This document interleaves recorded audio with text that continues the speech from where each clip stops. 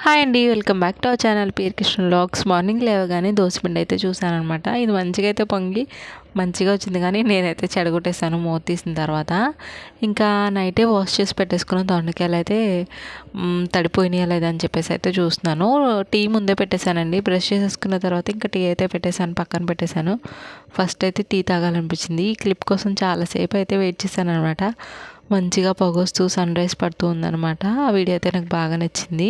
ఇంక దొండకాయ ముక్కలు అయితే కట్ చేసేసుకొని పల్లీలు అయితే గ్యాస్ మీద పెట్టేశాను అనమాట, ఫ్రై అవుతాయి కదా అని చెప్పేసి. ఈలోపు ఎండు చేపలు పచ్చిరొయ్యలు అమ్మే ఆవిడైతే వచ్చింది. డాడీ చేపలు ఏంటో తీసుకుందాం అని చెప్పి అన్నాడు.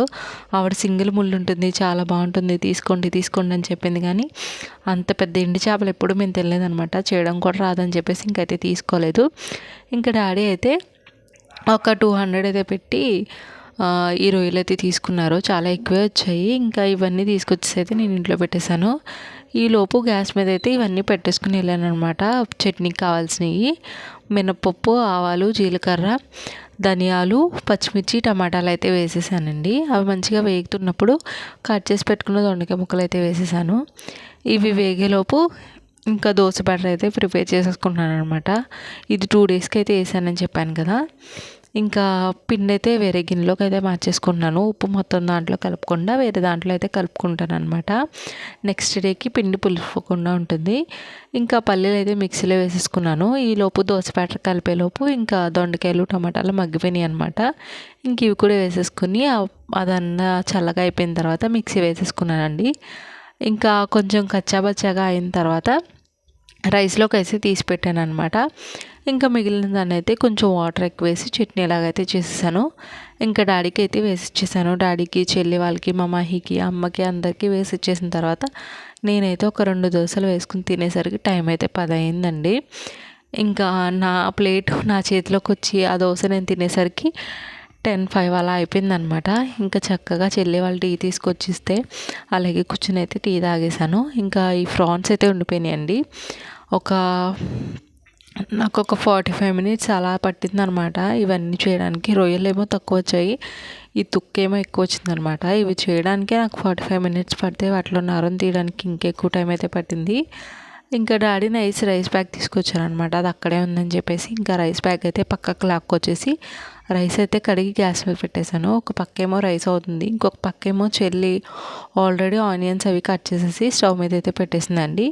ఇవి 2 కూరల వరకు సరిపోతాయని చెప్పేసి ఇంకా ఒక కూరకైతే వేరేగా తీసేసి ఇంకొక కూర కోసం అయితే చెప్పేసి పక్కన పెట్టేశాను అనమాట. ఇంకా నరాలన్నీ తీసేసినా సరే చూడండి అక్కడక్కడ కనిపిస్తూనే ఉన్నాయి. ఈలోపు చెల్లి పెట్టిన ఆనియన్స్ మంచిగా అయితే మగ్గిపోయినాయి. ములక్కాడ పచ్చిరొయ్యల కర్రీ అయితే చేస్తున్నాను. ఈ ములక్కాడలు కూడా చెల్లి అయితే కట్ చేసి పెట్టేసింది అనమాట. ఇంకా ములక్కాడలు వేసేసి ఉప్పు వేయలేదంట తను. ఇంకా నేను ఉప్పు కూడా వేసేసి ఇవి అయితే మగ్గిస్తున్నాను అనమాట. టమాటా వేసిన అప్పుడు టమాటాలు అయితే కట్ చేసుకున్నానండి. ఒక 2 పెద్ద సైజు మంచి పండిన టమాటాలు అయితే తీసుకుని టమాటాలు కూడా వేసేసి అయితే మగ్గిచ్చేస్తున్నాను అనమాట. ఇవన్నీ ఒక పక్క రైస్ జరుగుతూనే ఉంది, ఇంకొక పక్క కర్రీ ప్రాసెస్ అంతా జరుగుతుంది అనమాట. టమాటా కూడా మగ్గిన తర్వాత ఇంకా నా దగ్గర ఉన్న మసాలా అయితే వేసేసాను. ఈలోపు రైస్ అయితే అయిపోయింది. ఇంకా ప్రాన్స్ ఫ్రై చేయలేదు కదా, రైస్ అవ్వగానే ప్రాన్స్ అయితే పక్కన పెట్టేశాను అనమాట. మనకి కర్రీ కొంచెం లేట్ అయినా పర్లేదు, రైస్ అయిపోయింది అనుకో ఇంకా కర్రీ గురించి టెన్షన్ పడక్కర్లేదు. అందుకని చెప్పేసి ప్రాన్స్ పెట్టేసిన తర్వాత కారం, పసుపు అయితే వేసేసి కర్రీలో వాటర్ అయితే యాడ్ చేశాను అనమాట. ఉప్పు కొంచెం తక్కువ పడింది, ఉప్పు అయితే యాడ్ చేస్తాను. ఇంకా పక్కనేమో ప్రాన్స్ ఫ్రై అవుతున్నాయి, కర్రీ కూడా కొంచెం చిగురుతుంది కదా అని చెప్పేసి డాడీ తీసుకొచ్చిన కూరగాయలన్నీ కూడా సర్దేస్తున్నాను అనమాట.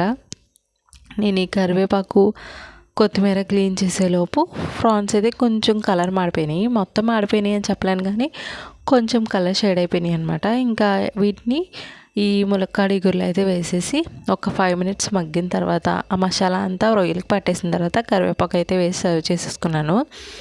ఇంకా నేను మా మాయ అయితే కూర్చొని తినేసాము. ఇంట్లో వాళ్ళందరం తినేసిన తర్వాత ఆఫ్టర్నూన్ అయితే డాడీ కర్బూజా అయితే తీసుకొచ్చారండి. దీంతో జ్యూస్ చేశాను. ఇది షార్ట్ వీడియో అప్లోడ్ చేశాను, చూడండి.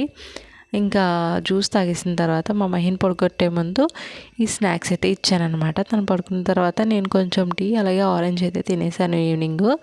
మా మహి లేచిన తర్వాత నాకు దోశ కావాలని చెప్పేసి అయితే అడిగింది. నేను 2 డేస్కి వస్తుందేమో దోశ బ్యాటర్ అనుకున్నాను, కానీ 2 డేస్ వరకు సరిపోలేదండి. మా వాళ్ళు ఈవినింగ్ స్నాక్లకు కూడా తోసి తినేసారనమాట. ఇంకా రైస్ని కర్రీ కొద్దిగా అయితే ఉంది. ఆఫ్టర్నూన్ లంచ్ చేసిన గిన్నెలన్నీ కూడా బయట పెట్టేస్తే అమ్మ అయితే గిన్నెలన్నీ కడిగేసింది. చెల్లి అయితే వాకిలంతా తుడిచేసింది అనమాట. ఈవినింగ్ కొంచెం కర్రీ ఉంది కదా, దానికి తోడు రైస్ అయితే పెట్టేసి చారు అయితే పెట్టేశాను అనమాట. ఇది ఇంకా డిన్నర్ అయిపోయిన తర్వాత ఇన్ని గిన్నెలు అయితే వచ్చేయండి. ఇవన్నీ బయట పెట్టేసి అయితే మేము పడుకున్నాం. వీడియో నచ్చితే లైక్ చేయండి. ఛానల్ ఎవరైనా సబ్స్క్రైబ్ చేయకపోతే సబ్స్క్రైబ్ చేయండి. Bye, good night. సబ్స్క్రైబ్ చేయండి.